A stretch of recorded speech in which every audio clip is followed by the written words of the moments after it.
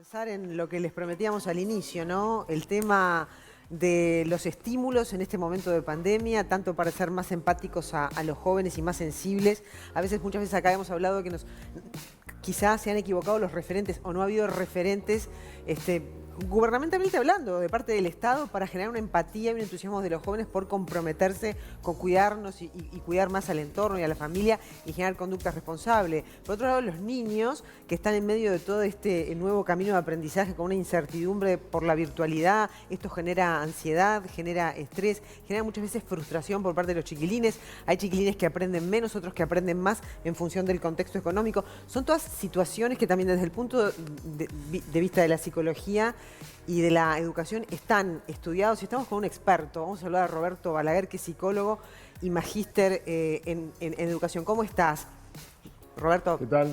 Buenos días, ¿cómo están? A ver si te vemos ahí. Todo bien. Bueno, hemos hablado muchas veces acá en el programa de los contextos psicológicos, de todo el impacto emocional por fuera de lo numérico, ¿no? Que realmente estamos todos muy preocupados por los números de esta pandemia y por los contagios, pero también uno tiene que ver los aspectos psicológicos y de comportamiento, ¿no? En ese sentido, ¿vos ya tenés un diagnóstico? A ver, por suerte tenemos muchos datos, tenemos muchos datos recogidos el año pasado a través de una encuesta que hicimos con el doctor Gol, que tuvimos la suerte de recoger 1.500 respuestas de familias, incluso poder hacer un seguimiento en mayo y diciembre.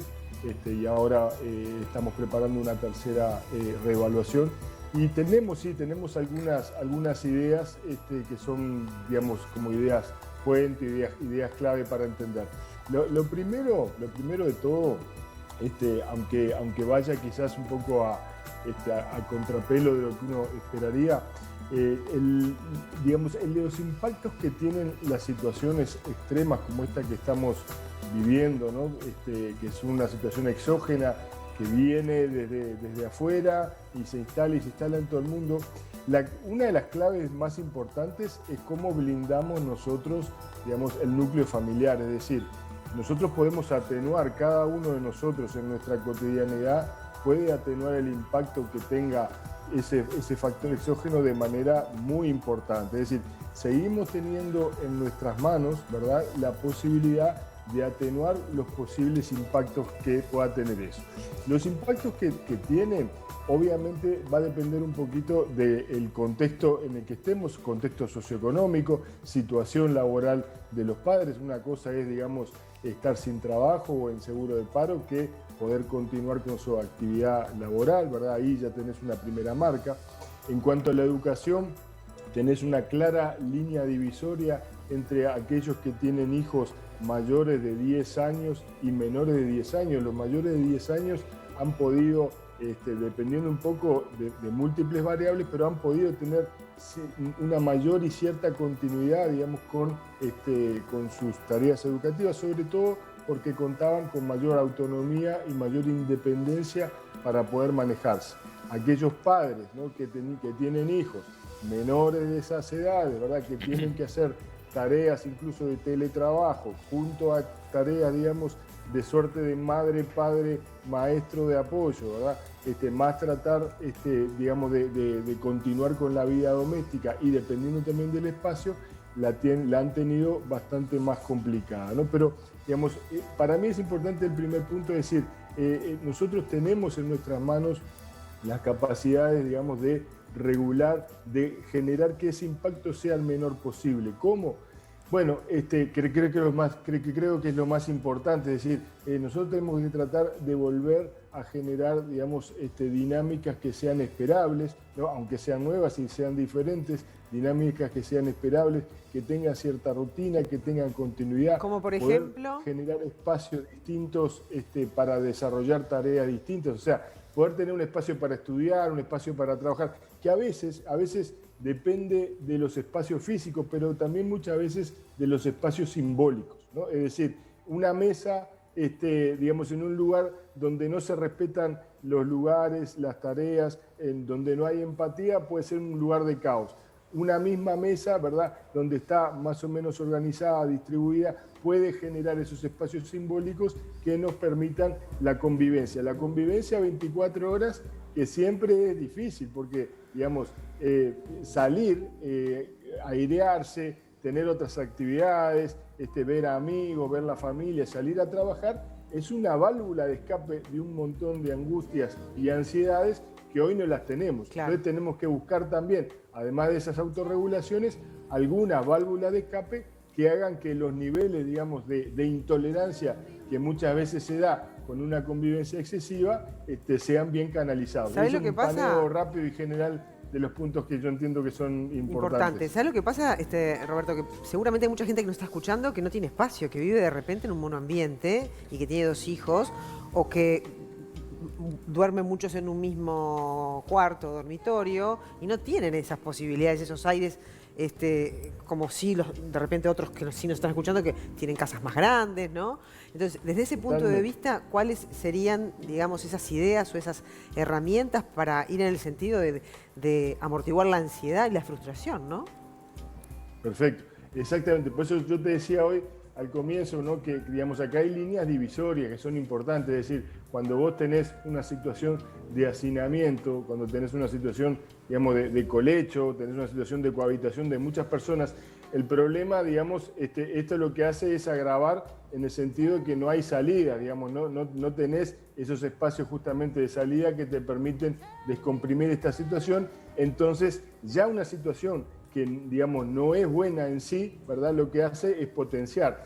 En ese sentido, ¿no? La pandemia, uno podría decir, sin gran temor a equivocarse, digamos que a aquellas familias que las toma en situación de debilidad, cualquiera sea ellas, esto que tú nombras, por ejemplo, el espacio físico, el hacinamiento sería uno de ellos, ¿verdad? Lo que hace es potenciar las cosas malas, ¿no? Cuando lo agarran más frágil, digamos, es como que lo debilita más. Aquellos que de repente tenían mayores fortalezas, lo que termina haciendo es fortaleciéndolos más. Es decir, estas situaciones, por eso yo decía, vos tenés una situación exógena y tenés modos de manejar eso. Digamos, contestando a tu pregunta también de cómo hacer para esta gente, ¿verdad? Que está en situaciones donde ya estaba complicado, justamente poder hacer alternancia, ¿verdad? De esos lugares virtuales, simbólicos, decir, bueno, mira, los lunes, martes y miércoles vamos a tratar de hacer esto y esto, y tener una cierta continuidad y un cierto orden ayuda. Hay veces que hasta este planteo puede ser, digamos, una utopía cuando vos no tenés ni siquiera digamos, posibilidades mínimas, pero, digamos, siempre hay posibilidades de tratar de generar el orden, ¿no? El orden, y que de repente en el orden vos tenés que elegir, decir, mirá, fulanita, hoy vos no vas a poder hacer esto, y fulanito, vos no vas a poder esto, pero cierto orden, cierta continuidad, cierta, digamos, organización ayuda, ¿verdad?, a la mente individual, pero también a la mente familiar, a que los niveles, digamos, de ansiedad, de angustia, de intolerancia, se lleguen por lo menos a umbrales no tan altos, de forma tal que se generen lo que no queremos, que son los desbordes. Y Roberto, y en este orden que se trata de buscar dentro de las familias, ¿qué le puedes decir a los padres que ven a sus hijos todo el día con los dispositivos digitales? Porque ahora no es solo para entretenerse, sino que los chicos y jóvenes, ¿no?, están en casa todo el día estudiando, trabajando con la tablet, con el celular o con la computadora. ¿Cómo se ordena eso? ¿Cómo se controla eso? Y sobre todo con los más chiquitos, ¿no? Con los dispositivos. Exacto. Bueno, los dispositivos, vayamos para atrás, los dispositivos nos salvaron buena parte de la vida, ¿no? Es decir, nos permitieron comunicarnos con los seres queridos, nos permitieron y nos siguen permitiendo mantener el vínculo con los sistemas educativos, ¿no? Nos permiten estar al tanto de lo que está sucediendo. Imagínense lo que sería esta pandemia 100 años atrás, cuando no tenías información de qué era lo que estaba sucediendo, ¿verdad? Y tenías que tratar de adivinar. Entonces, los dispositivos en esta pandemia tuvieron un lugar privilegiado e importante.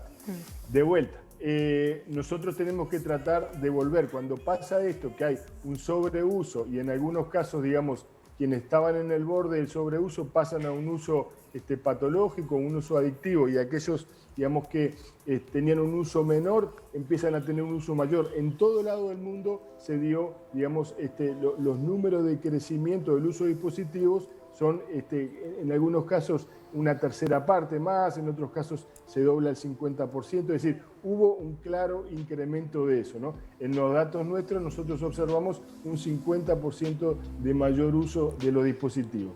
Pero de vuelta, cuando uno empieza a tratar de nivelar, de organizar y decir, bueno, vamos a poner también horarios como había antes, quizás sean otros horarios, quizás sean horarios más laxos, quizás sean más flexibles, quizás duren más, porque, digamos, los chiquilines también tienen que, digamos, sacar la cabeza, ¿no? Al igual que los adultos, de estas situaciones, porque cuando yo hablaba de airearse, de salir, puede ser una actividad física, puede ser una distracción, y muchas veces los dispositivos ocupan ese lugar de distracción.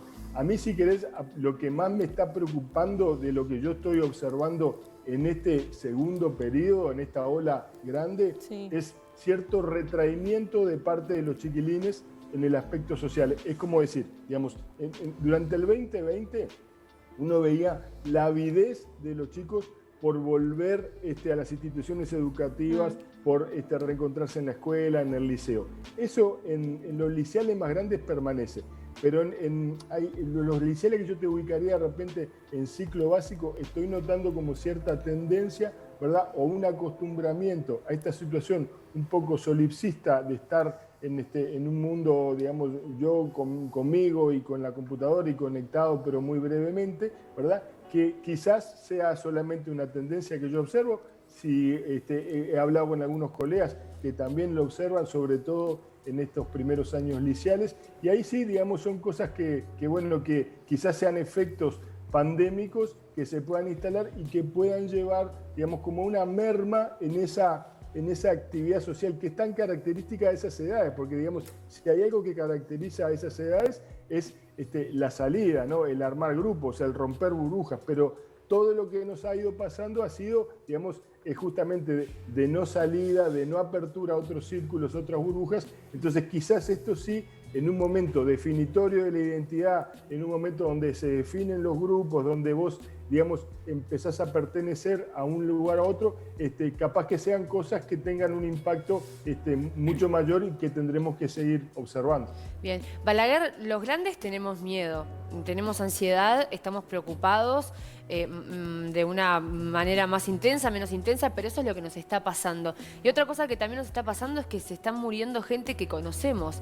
La muerte, la ansiedad, el miedo, son palabras que capaz que no se exteriorizan en las casas, pero que sí se viven. ¿Cómo hacemos los mayores para blindar, ya que está de moda la palabra, a esos niños de todo lo que realmente también nos está pasando a nosotros y que lo estamos sintiendo en el cuerpo? ¿Cómo hacemos para blindarlos de esas sensaciones? Y también, ya te pregunto, ¿cómo hacemos para hablar de muerte? ¿Cómo hacemos para contarles el contexto, también protegiendo su niñez y sus vulnerabilidades? Claro.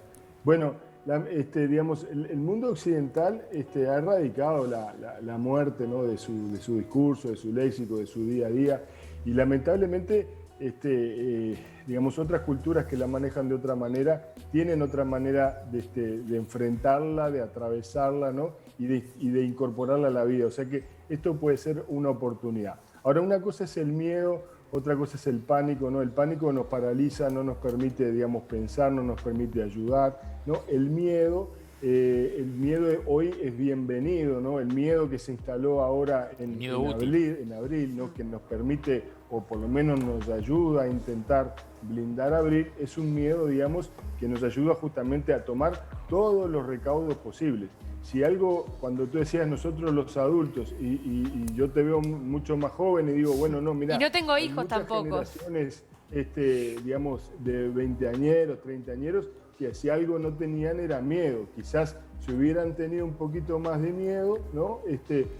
Hubiera ayudado también, digamos, a que el virus se esparciera un poquito menos, porque, digamos, según los datos epidemiológicos, en esos segmentos de la población donde justamente no había tanto miedo porque es un virus que no impacta de manera tan letal en los jóvenes, había otro manejo, ¿no? Entonces, ahora cuando tú tenés familia, cuando tú ves, digamos, cómo impacta ese miedo hacia el adentro, ¿no? De vuelta ahí, vuelvo al inicio, tú tenés información, tenés miedo, tenés cuestiones afuera, vos podés filtrarlas, ¿no? Podés no filtrarlas y hacer que eso sea una catarata permanente digamos, de información que termine generando una suerte de hastío y hasta ¿por qué no?, de generar el efecto contrario de, bueno, ya no quiero escuchar nada, ya ni me cuido. Claro. Muchos adolescentes, muchos jóvenes, ¿verdad? Y lo otro es una dosificación, que la dosificación, cuando yo te digo esto, digo, bueno, para cada uno esa dosificación es muy personal, porque para uno puede ser menos, para otro puede ser más, pero de alguna manera uno sabe cuando hay un exceso de información que lo que hace es satura y no permite, digamos, actualizar esa información, y cuando hay una falta de información que no nos permite, digamos, estar en la realidad. Entonces es como cuando vivimos un mundo de frutillitas o un mundo de Instagram, que es lo que de repente, volviendo al inicio de esta charla, uno hubiera deseado, ¿verdad?, que muchos de los influencers, mucha de la gente que vive, digamos, en las redes sociales, que son como el buen día, digamos, de los jóvenes, ¿no?, que seguramente no son tantos los que miran la televisión abierta como sí están en este momento en las redes. Bueno, ahí perdimos oportunidades de que algunas de esas personas que tienen enorme llegada, que tienen mucho carisma y mucha empatía en el discurso, en la forma, en los mensajes, haber podido llegarle más. Claro. Pero bueno, eso es el diario del viernes, ¿no? El del viernes pasado, ya pasó eso. Ya no tenemos manera de corregirlo. Pero no sé si no tenemos manera de corregirlo. Ya sabemos todo lo que tenemos que hacer. Porque los referentes, vos estás en un punto muy importante, el rol que juegan los referentes y la comunicación en todo esto, para generar esa empatía de la que vos hablás. Vos decías, se perdió la oportunidad, pero de repente todavía existe la oportunidad, de parte capaz que también de las autoridades, ¿no? Que a nosotros tenemos la sensación de que no se ha manejado o no se ha explotado lo suficientemente bien ese tema, ¿no? En algún momento el ministro Salinas había salido a dar un mensaje a los jóvenes sin corbata, pero eso es como vos decís, los jóvenes no miran la televisión, los jóvenes están en las redes sociales. No. Quizás se podría haber explotado de otro modo ese mensaje, ¿no? Yo, mirá, sobre mediados de noviembre del año pasado, escribí una columna justamente digamos, a raíz de eso, tuvo una gran viralización, generó algunos movimientos más empáticos, tuve alguna reunión también con la gente de comunicación del MSP para tratar de llegar, pero, digamos, lo cierto es que, digamos, ahí no hubo una comunicación que realmente impactara, ¿no? De esas que uno ve que hacen cuerpo en los chiquilines, en los jóvenes, ¿no? Que eran un vector muy importante de transmisión, ¿no? Obviamente siempre hay fallas, ¿no? Pero acá es una falla, digamos, en todo caso compartida entre los que no pudieron convocar, pero también los que no se autoconvocaron, ¿no? Es decir, los que prefirieron seguir en el mundo de Instagram y no comprometerse. En el sentido, digamos, de ese mundo de sonrisa, de que está todo bien y está todo lindo, en lugar de repente de tomar un rol como más protagónico, de mayor liderazgo, que yo creo que hubiera sido seguido, ¿no? Pero a veces hacer lo correcto es difícil, a veces hacer lo correcto conlleva ciertos riesgos, y yo creo que en ese sentido, digamos, mucha gente podía haber aportado, porque una cosa es que lo diga Balaguer, otra cosa es que yo puedo llegar a determinado núcleo de gente y sé que me va a escuchar, y otra cosa es que lo digan otras personas que le llegan a otros grupos etarios, con otras conformaciones mentales, con otros códigos, que van a saber decirle, digamos, qué, cómo, cuándo y dónde, y seguramente eso hubiera sumado, ¿no? Pero, de vuelta, y yo no sé si estamos, digamos, a ver, nunca es tarde, se puede hacer, ¿no? Pero bueno, quizás no puedo dejar de pensar que, digamos, podíamos haberlo hecho sobre finales del año pasado y quizás nos hubiéramos ahorrado. Pero esto es contrafáctico, nunca lo podremos probar, así que ahora lo que tenemos que tratar de hacer es hacer lo que está a nuestro alcance, ¿verdad? Y si se puede hacer algo de eso, bienvenido. Roberto, muchas gracias por haber estado con nosotros esta mañana, ¿eh? Por favor, un gusto. Gracias. Balaguer.